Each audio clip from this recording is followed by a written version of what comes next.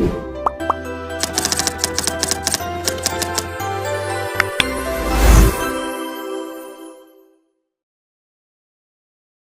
morning, class. Before we proceed to our new discussion today, we are going to review our previous lessons about triangle. So, unsa gani ang right triangle? Ang right triangle, is having a 90-degree angle with one. Usa lamang ka 90-degree angle. It is the triangle. Very good. And how about hypotenuse? Kasi nagkahinumdum. Hypotenuse is the longest side of the triangle. Ang pinakataas nga side sa triangle. Very good, correct. Hypotenuse is always opposite the right angle. Then, how about the theorem on finding the missing side of a triangle, Unsa nga theorem? It is the Pythagorean theorem. And what is the formula of the Pythagorean theorem? It is a squared plus b squared, and it is equals to c squared. Very good. Sa kana, example, kung nakahinamdum magayod sa tuang previous nga discussion. If a is equal to 6 and b is equal to 8, what is c? Unsa ang c? Unsay sum sa to ang a squared plus b squared? Okay, let us substitute. So, ang a will become 6 and b becomes 8. So, 6 squared is 36. And 8 squared is 64. Basi na naglibog din na sa inyo ha.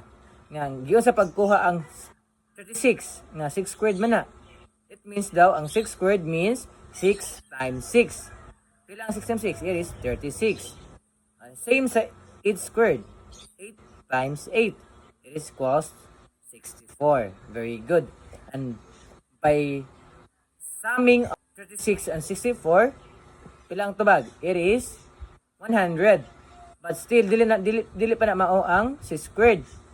According nga, makuha na to ang 6 squared, ato siya i-square root. What is the square root of 100? It is 10. Very good. So, it means the hypotenuse is 10. Another example. If one side is 5, then the other side is 12, find the hypotenuse.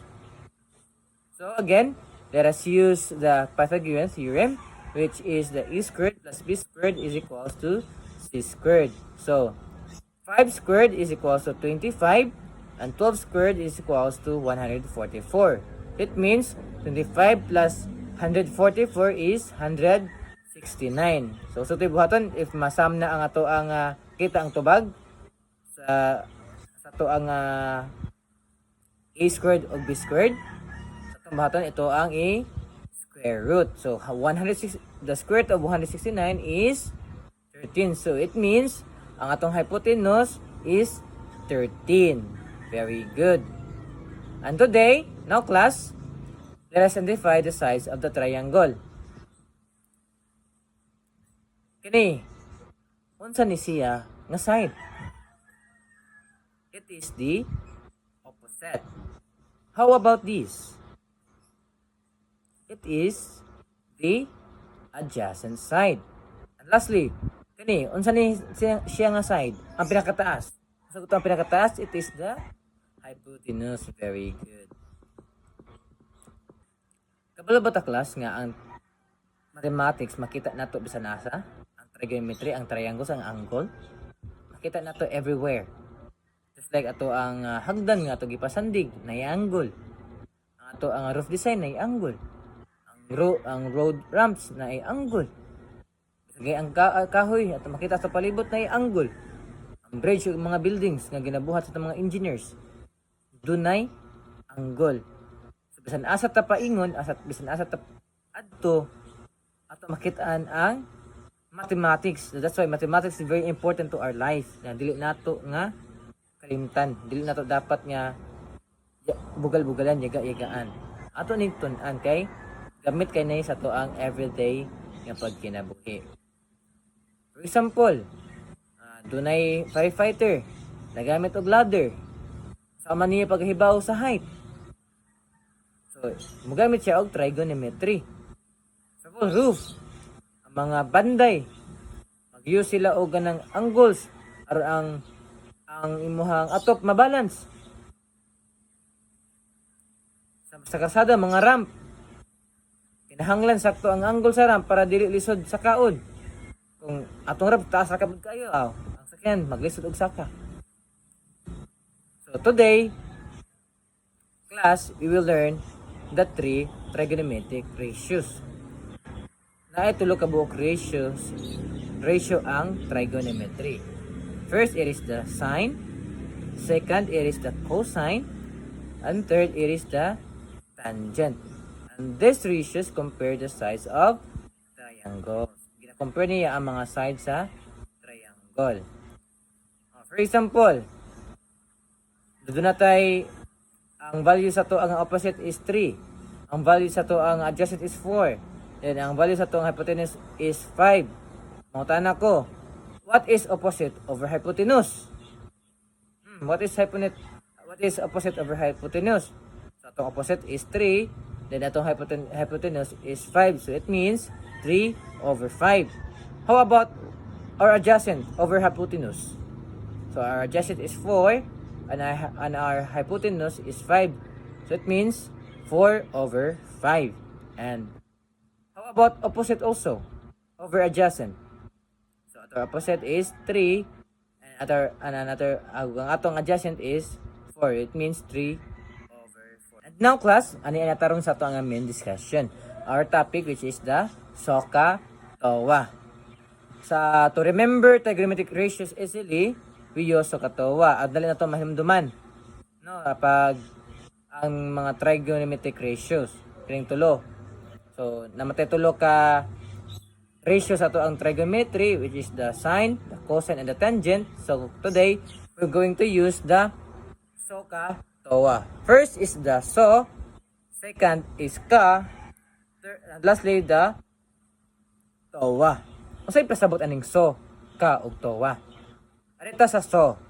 SO means sin is equals opposite over hypotenuse. For example, nato diri. Atong opposite is 6 and our hypotenuse is 10.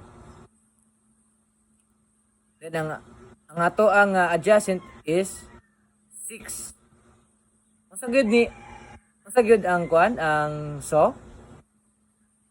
Sine is equals to opposite over hypotenuse. So karon, pila ang ato ang unsa ang ato ang opposite? Opposite is 6. Then ang atong hypotenuse is 10. So means sin is equals to 6 over 10. So the sin ratio is 0.6. Muna to ang sin ratio, no? Our sine ratio. Then, example 2. Ato ikaduha nga example is opposite is 8 and our hypotenuse is 17. So it means sin is equals to 8 over 17.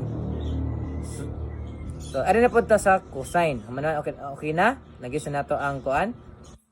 Ang ato ang SO, which is the sin is equals to opposite over hypotenuse. Sige, ano punta sa cosine. So daw ang cosine? Ang cosine, ang ka means cosine is equal to adjacent over hypotenuse. So, for example, natay adjacent diri nga 4 sa to ang triangle. Ug napud tay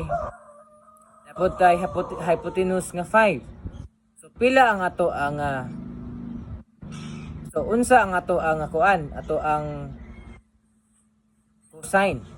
So our cosine is 4 over 5. Another example, our adjacent is 12 and our hypotenuse is 13. So our cosine is 12 over 13. Very good. And let's proceed to our tangent.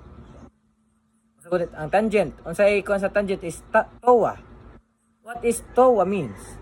Tangent is equals opposite over adjacent. Sa daw sa pagkuha sa nga tangent is opposite over adjacent. So, for example, natay given nga sample din is atong opposite is 3 and atong adjacent is 4. Unsa na ta pagkuha sa nga tangent?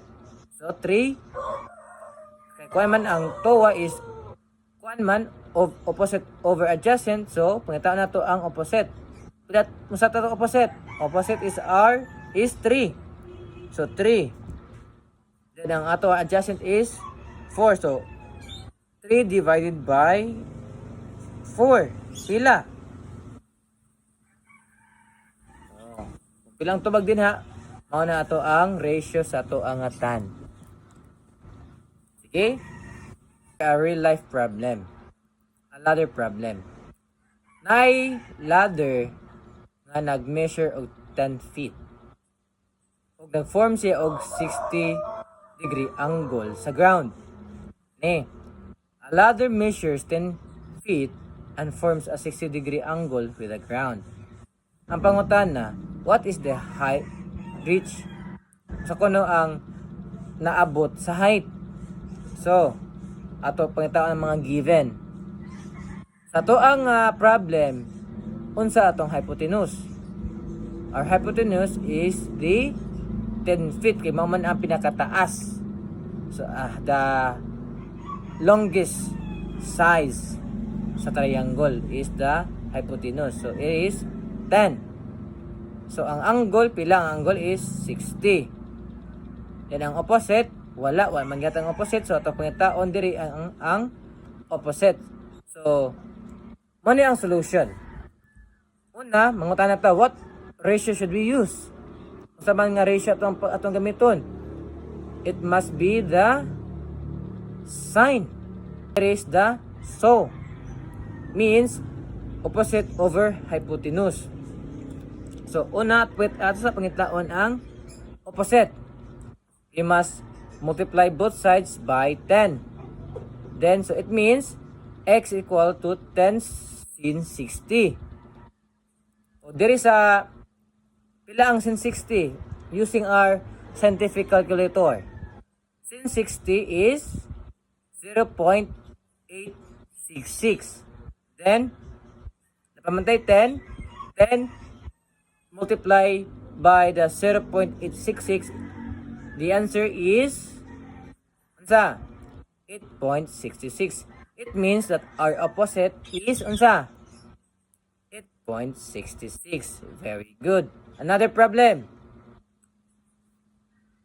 A tree casts a shadow of 7 meters. The angle of elevation is 45 degrees. Find the height of the tree. Sa daw, given din